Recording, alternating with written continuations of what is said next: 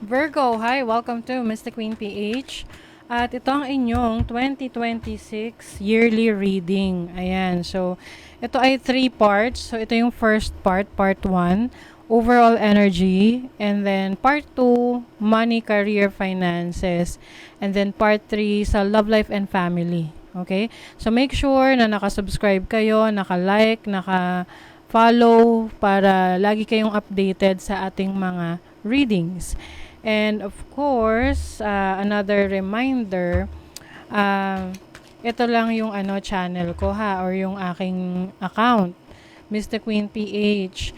Hindi ako magme-message sa inyo, unang magme-message sa inyo para mag-offer ng services. Kasi merong mga nagre-re-upload ng videos ko, tapos nagpapanggap na ako yon, pero hindi naman ako yon. So make sure that you are following and messaging the right Mystic Queen PH, okay? Kasi may mga ino-offer silang services, spells, or whatever.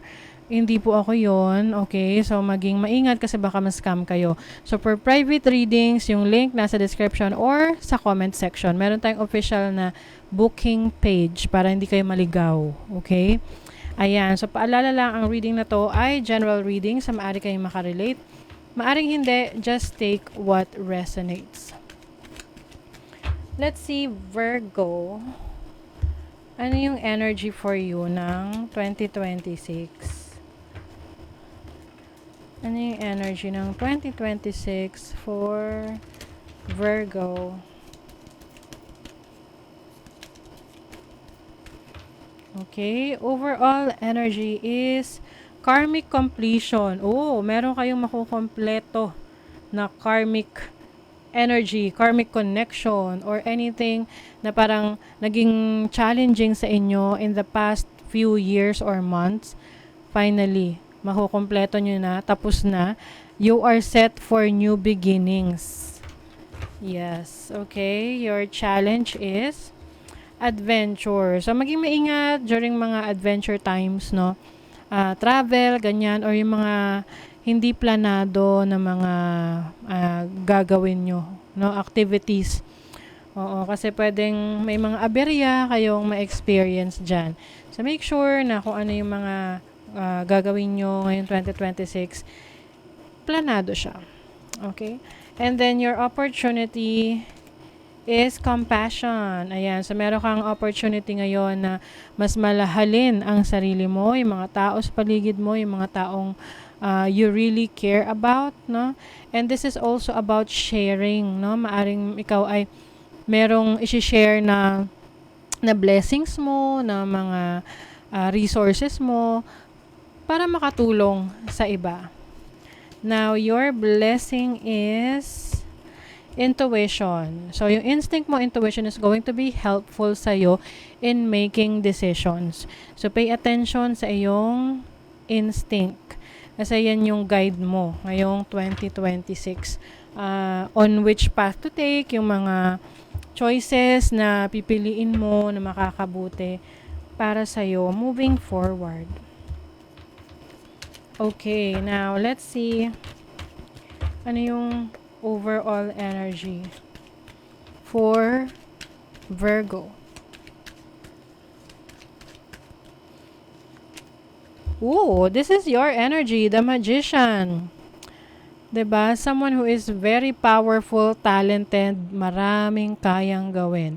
So, maaring imamaster mo yung skill mo, meron kang mga projects na gagawin ngayong 2026 na kung saan doon talaga may expose yung galing mo, yung talento mo, at mga tao kikilalanin ka for your talents. And some of you, yung manifestation skills ninyo is on point. Yes. Ang dami nyong kayang ma-achieve dahil you know how to do it. Speaking of how to do it, you have the King of Wands. Magiging King of Action ka. Oo, alam mo kung ano yung mga strategies kung paano maging successful in all areas of life na may interest ka. Some of you meron ditong travel opportunities. Na talagang pwedeng itong travel opportunities na to makukuha mo dahil sa galing mo. Let's say for example, ikaw ipapadala sa ibang bansa kasi ikaw ay isang delegado, no? Ikaw ay representative ng isang bansa or ng company nyo, ng isang industry, isang organization. Now, your challenge is the Knight of Wands. So, ayun nga. Ang challenge nyo naman is yung pagiging mapusok. Oo. May mga times na parang magde-decide ka basta-basta na lang na hindi mo pinag-iisipan. So, maging maingat. Yes, masaya ang mga adventure. Pero pag hindi mo rin plenano, baka problemahin mo lang dahil nga hindi mo pinaghandaan. Oh, 'di ba? The Four of Cups. Pwede kasing may mga expectations ka na, ay, ito, exciting to, gagawin ko. Pero ang ending, hindi ka na satisfy. Hindi pala siya masaya. And also, paghandaan mo yung mga unfamiliar places na pupuntahan mo, at yung mga actions na gagawin mo, make sure, no, okay lang naman mag-take ng risk, but it has to be well calculated. Oo. Para hindi, pag dumating yung time na parang hindi maging pabor sa'yo yung resulta, at least mabilis kang mag-bounce back or makabawi. Kasi, alam mo kung ano yung risk na pinasok mo. Your opportunity, the Two of Wands, makakapili ka na kung ano ang path na gusto mong tahakin. Some of you, pwedeng nag-iisip kung mag-a-abroad ba kayo, lilipat ba kayo ng trabaho, sinong pipiliin nyo. So, makakapili ka na. That's your opportunity. You have the Strength card. Meron ka ng courage, lakas ng loob.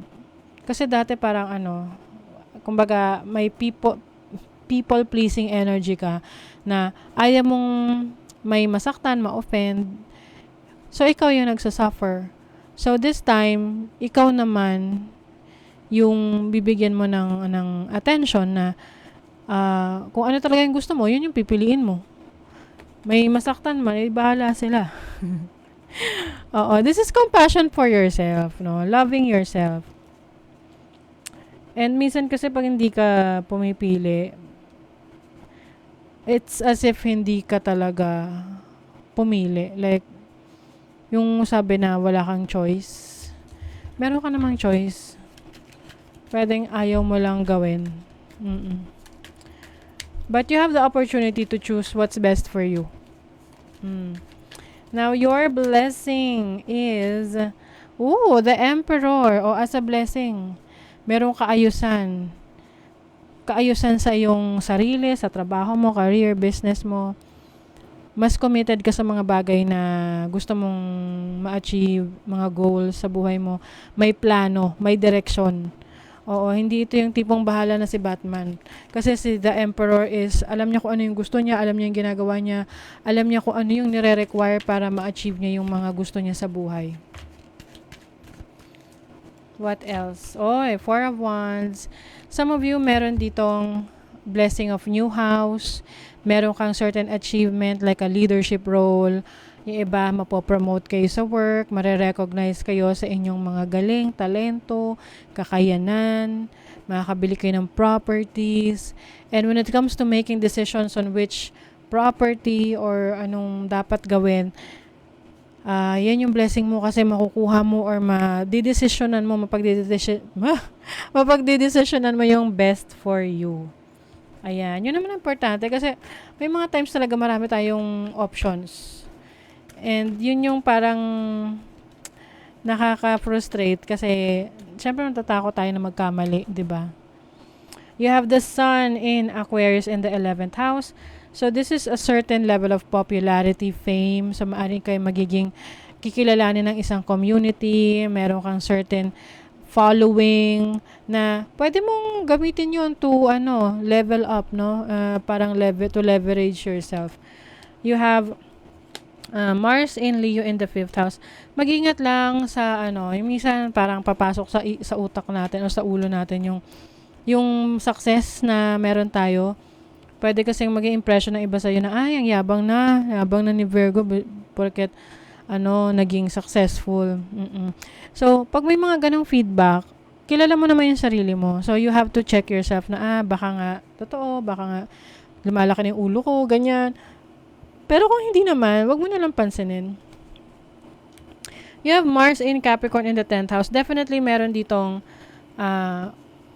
leadership position for you. Na kung saan magiging proud ka sa sarili mo kasi pwedeng matagal mo na tong gustong ma-achieve or alam mo sa sarili mo na dinedeserve mo to, itong leadership role na to. Or kumbaga yung iyong reputation, no? Yung credibility mo mataas. Kaya may mga tao talagang naniniwala sa'yo. Like, sa kakayanan mo. Hindi sila nagda-doubt sa'yo. Dahil meron kang credibility. What else for Virgo? Work flexibility. Okay.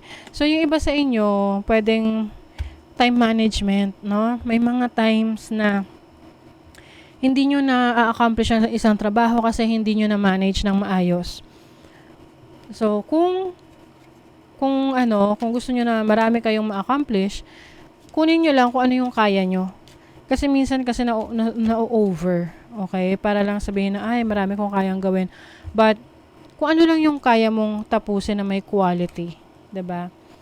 Income diversification. So, hindi lang isa ang magiging source of income mo ngayong 2026. Multiple streams of income. You will diversify, pwedeng sa investment, bonds, stock market, real estate. Ayan, 'di ba? Sabi ko sa inyo, pwedeng bibili kayo ng properties. So, mas magda-diversify ka ng iyong income, mas madami, mag-e-explore ka ng investments, saan maganda mag-invest, para magkaroon ka ng financial stability. And, yung pag-take ng action is very important for you ngayong 2026. Baby steps are still steps and they're better than standing still. Totoo naman. Kahit maliliit na steps yan, pag pinagsama-sama mo, malaki rin na yung may aangat mo. Kesa yung nakatunganga at walang ginagawa at naghihintay kung sino magpupush sa'yo pataas. Ikaw ang responsable para sa sarili mong success. Kung paano mo ma-achieve yung goals mo. Okay? So, that is your reading, Virgo. Thank you so much and see you again.